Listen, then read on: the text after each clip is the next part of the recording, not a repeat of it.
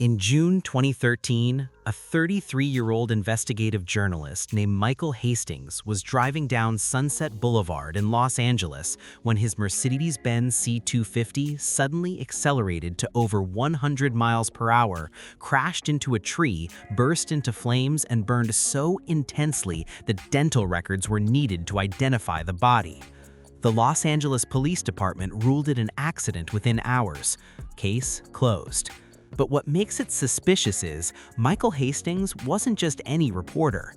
He was the man who took down a four-star general. He was investigating a second general for classified intelligence breaches, and literally hours before his death, he sent an email to his friends saying the FBI was actively investigating him. His final investigation, the one that could have exposed military corruption at the highest levels, was never published.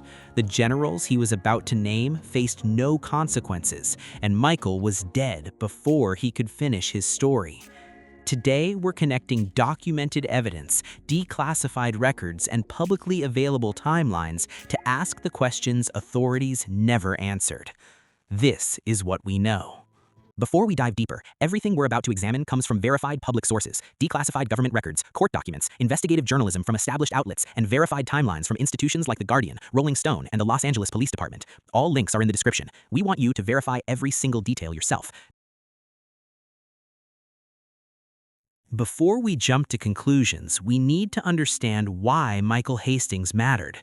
In June 2010, Rolling Stone published an article titled "The Runaway General" that became one of the most consequential pieces of journalism in modern military history. The article detailed how General Stanley McChrystal, the top military commander in Afghanistan, had been caught on tape making deeply insulting comments about Vice President Joe Biden, National Security Advisor James Jones, Special Envoy Richard Holbrooke, and even President Barack Obama himself. What made this remarkable wasn't just the embarrassment, it was the access. Hastings had gotten into rooms where four-star generals spoke freely. He had sources inside the most protected levels of military command. McChrystal was forced to resign within days of the article's publication. The military establishment realized Michael Hastings could access and expose conversations they thought were private. He had become dangerous to powerful people. But McChrystal's resignation wasn't the end, it was the beginning, because Hastings had proven something. The highest levels of military leadership were vulnerable to journalistic investigation. They could be exposed, and once you've proven you can do it once, everyone with secrets knows your name. By 2012 to early 2013, Michael Hastings was working on his biggest story yet. This time, his target was General John Allen, the four-star general who had replaced McChrystal as commander of military forces in Afghanistan and the broader Central Command. Allen had been caught in a massive scandal involving leaked emails that exposed potential impropriety with civilian contractors and what was being called inappropriate communications. The scandal was intricate. The emails had been leaked by David Petraeus's biographer, who was also having an affair with Petraeus, and they implicated General John Allen in connections that raised serious questions about conflicts of interest, improper relations with civilian defense contractors, and potential security breaches. And here's what made Hastings' investigation different. He wasn't just reporting on the scandal, he was investigating whether Allen's actions represented a broader pattern of military leadership operating outside civilian oversight and accountability. He was preparing to publish details that would connect Allen's actions to a larger institutional corruption. 15 hours before his death, Hastings sent an email to his friends and colleagues that's now available publicly on the internet. The email expressed his concerns that he was being investigated by the FBI. He mentioned that he had been expecting to be contacted by federal agents. He also mentioned that he was working on what he described as a really big story that would implicate senior military and intelligence officials. That story was scheduled for publication towards the end of June 2013. But on June 18, 2013, before that story could be published, Michael Hastings was found dead. The Los Angeles Police Department officially ruled Michael's death an accident. The investigation took approximately 6 hours from crash to ruling. But what we know about the physical details of the crash raises serious questions. Before moving forward, if you like our work, then please hit that subscribe button, as it helps us to get to more viewers. And please give a thumbs up if you like this video as well. Now, back to the details that don't exactly add up. First, the speed and location. Michael crashed at 4:25 a.m. on June 18, 2013, traveling at approximately 100 to 110 miles per hour through a 35-mile-per-hour residential zone in Los Angeles. He was driving on a street he drove regularly, a street he knew well. At 4:25 in the morning, there's no reason for him to suddenly accelerate to that speed. Second, the vehicle itself. His Mercedes-Benz C250 was one of the latest cars at that time that has multiple redundant safety systems specifically designed to prevent unintended acceleration.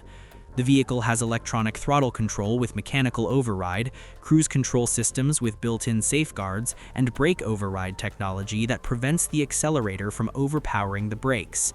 Even if Michael had a medical emergency, these systems should have prevented the vehicle from accelerating to 100+ miles per hour. Third, the physical evidence. When the car crashed into a tree, the impact was so violent that the engine separated from the vehicle and was found several hundred feet away from the wreckage.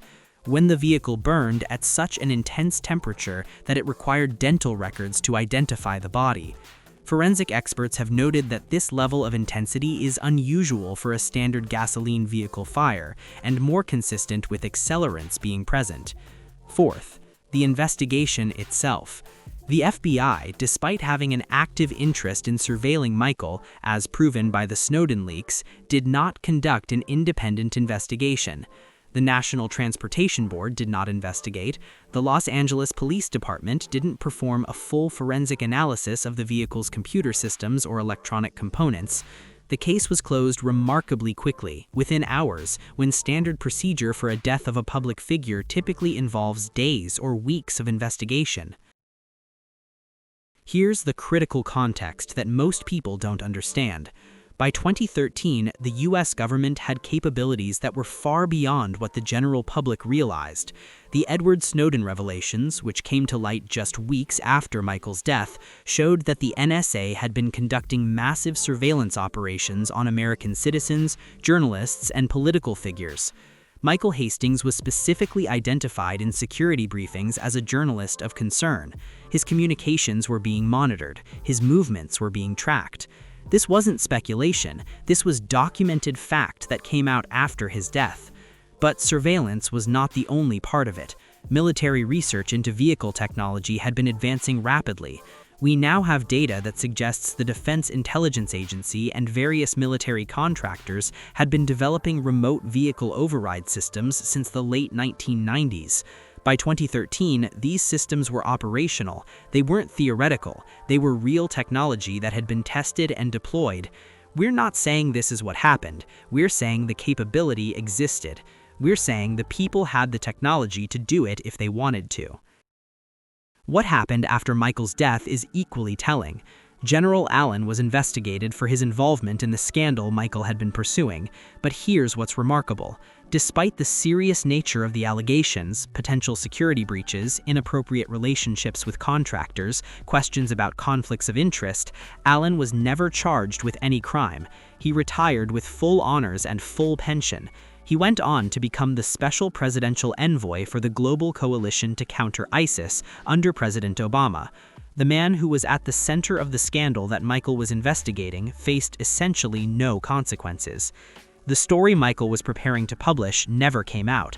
His notes, his findings, and his investigation disappeared into the public record, but were never the subject of significant follow-up journalism. The scandal, which could have been explosive, was quietly managed through military channels and closed without significant public accountability. But here's something even more significant. Michael Hastings wasn't alone. This isn't just one incident. David Kelly, a British weapons expert and a scientist who contradicted the British government's claims about Iraq's weapons of mass destruction, died in 2003 under circumstances officially ruled a suicide, but which remain disputed. Jamal Khashoggi, a Saudi Arabian journalist critical of the Saudi government and deeply connected to intelligence investigations, was murdered inside a Saudi consulate in 2018. Daniel Pearl, the Wall Street Journal reporter investigating terrorism financing, was kidnapped and murdered in Pakistan in 2002. When you look at the pattern, journalists investigating military and intelligence operations and then experiencing untimely deaths or disappearances, you see something that demands investigation. So let's ask the questions that were never answered. Why did the Los Angeles Police Department close the investigation into a journalist's death within hours? Why didn't the FBI conduct an independent investigation despite having active surveillance on Michael? Why didn't the National Transportation Safety Board investigate the crash of a vehicle with complex electronic systems?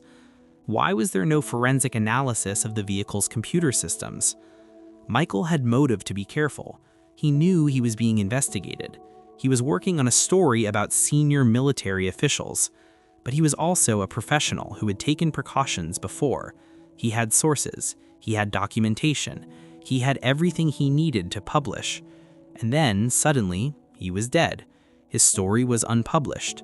The generals he was investigating faced no consequences and went on to serve in a prominent diplomatic role.